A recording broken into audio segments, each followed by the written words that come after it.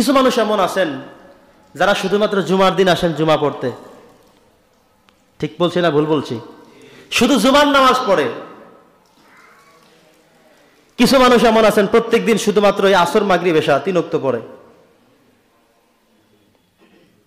কিছু মানুষ এমন আছে যার গ্রামের বাড়ি মসজিদের সাথে থাকার কারণে শুধু ফজরের নামাজটাই পড়ে।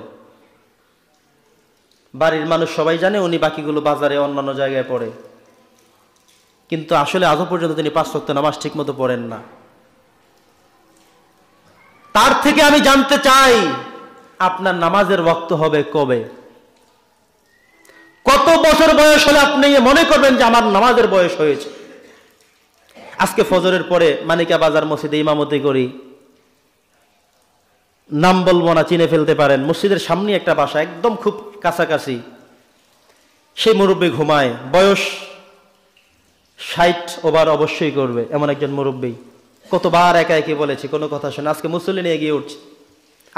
আমি প্রশ্ন করলাম তাকে যে আপনার বয়স তো 60 বছর পেরিয়ে গেছে, মসজিদ থেকে যে প্রত্যেক দিন আপনাকে হাইয়া আলা সালাহ বলে ডাকা হচ্ছে, এই শব্দটা কখন আপনার কানে পৌঁছে হৃদয়ে গাঁথবে?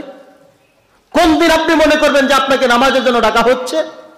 আর কত বছর বয়স হলে আপনার নামাজের ওয়াক্ত হবে?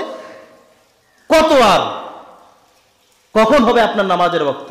কত বছর বয়স হলে আপনার নামাজের ওয়াক্ত হবে? কোন সময় আপনি হাইয়া আলাস সালাহ হাইয়া আল ফালাহ অর্থ বুঝবেন? সেদিনটা আসবে কবে? বলে দেন, বলেন। জবাব নাই। ওয়াদা করেছে আজকে জুমা থেকে তিনি নামাজ শুরু করবেন।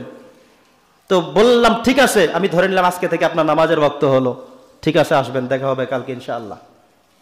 আপনাকেও প্রশ্ন করি, যারা এখনো 5 ওয়াক্ত নামাজ পড়েন না, প্রশ্ন করেন তো আপনাকে, আপনি 40 বছর ছাড়িয়ে যাচ্ছে, আজও পর্যন্ত আপনি মনে করলেন না যে আপনার নামাজের ওয়াক্ত হয়েছে? আর কত বছর গেলে আপনি বুঝবেন আপনার নামাজের ওয়াক্ত হলো? কোন দিন মুয়াজ্জিনের কোন আজান আপনার কানে গিয়ে হৃদয়ে ঢুকবে যে এই আজানটা আমাকেও ডাকা হচ্ছে? কখন আপনার মনে উঠবে আপনি একজন মুসলমান, আপনি একজন ইসলাম ধর্মের অনুসারী বাবার সন্তান? সেটা কখন আপনার মনে উঠবে? কোন দিন আপনার মনে উঠবে? কত বছর বয়স হলে মনে উঠবে? প্রশ্ন করা যায় না? নিজেকে একটু ধিক্কার জানান না যে আজও পর্যন্ত আমার কেন কানে এই হাইয়া আলাস সালাহটা আসে না? আজও পর্যন্ত কেন আমার হৃদয়ে গাঁথে না যে আমি একজন মুসলমান, আমি একজন মুসলমান বাবার ঘরের সন্তান, আমার নামাজ পড়া দরকার, ইসলামী জীবন আমাকে যাপন করা দরকার। সেই বুঝ আপনার কত বছর বয়স হলে আপনার আসবে? প্রিয় বন্ধু আমার, একটু প্রশ্ন করেন, নিজেকে ধিক্কার জানান।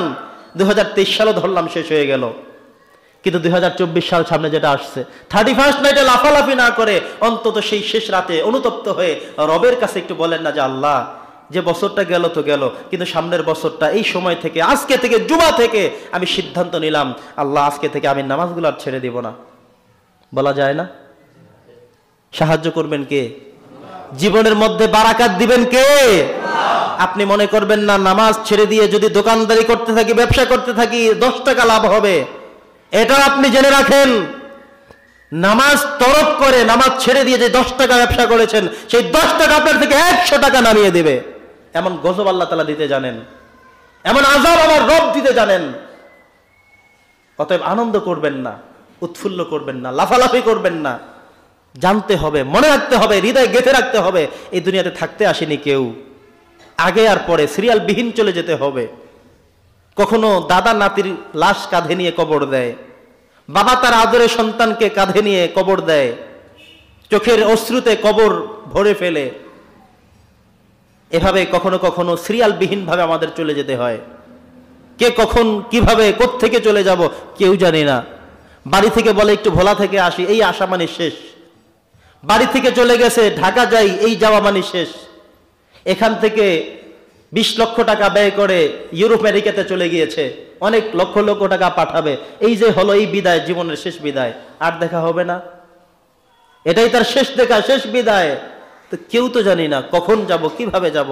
তো কি করে আপনি বড়াই করেন? কিসের আপনি 31st নাইটে লাফালাফি করেন? কিসের আপনি আতশবাজি করেন? আতশবাজি করার পিছনে 1টা টাকা যদি ব্যয় করেন, এটা শরীয়ত সমর্থন করে না। সেই টাকাগুলো আপনাকে জাহান্নামে নিয়ে যাওয়ার কারণ দাঁড়াবে।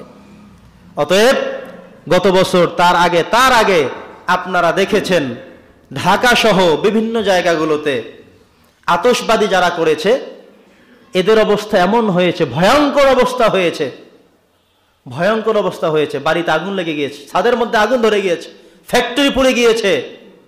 এই গভীর রাতে অনেক মানুষ ঘুম থেকে লাফিয়ে বসে যেতে হয়েছে, একটা বাচ্চার কানের পর্দা ফেটে গিয়েছে। তো ইসলাম সমর্থন করেন এমন কাজগুলো কেন আপনারা করতে যাব? কেন সেই পিছনে 2 টাকা ব্যয় করতে যাব? আর মসজিদের যখন টাকা লাগবে, মসজিদের যখন প্রয়োজন হবে, তখন তো আপনাদেরকে ওয়াজ করতে করতে, হাদিস বলতে বলতে, আয়াত বলতে বলতে মুখ দিয়ে ফেনা চলে আসে, তারপরে 10 টাকা বের করা যায় না। অথচ আতশবাজি করতে হবে, হাওলাত করে, ঋণ করে, তারপরে এটা করতে হবে।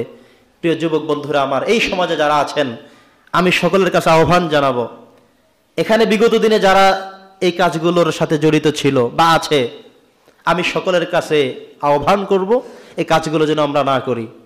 যুবক যারা আছো তাদের প্রতি আমি অনুরোধ করে গেলাম, একজন দায়িত্বশীল হিসেবে, একজন খতিব হিসেবে, একজন দায়ী হিসেবে আমি আমার জায়গা থেকে তোমাদের পায়ে হাত রেখে বলে গেলাম, এই কাজগুলো করা যাবে না, শরীয়ত বহির্ভূত কাজ। পারলে 31st নাইটে, 31 ডিসেম্বর রোববার দিবাগত রাতে একটু সেজদায় পরে আল্লাহর কাছে বলো, আল্লাহ এই বছরটা ভালো চলতে পারিনি, আল্লাহ পরবর্তী বছর যেন আমার জন্য ভালো হয়, আল্লাহ সেই বছরটা যেন আমার জান্নাতে যাওয়ার কারণ হয়, আল্লাহ এই বছরে সব গুনাহগুলো মাফ করো। বলা যাবে না? কার কাছে বলতে হবে? আল্লাহর কাছে বলতে হবে। তাহলে আল্লাহ তাআলা কথাগুলো শুনবেন।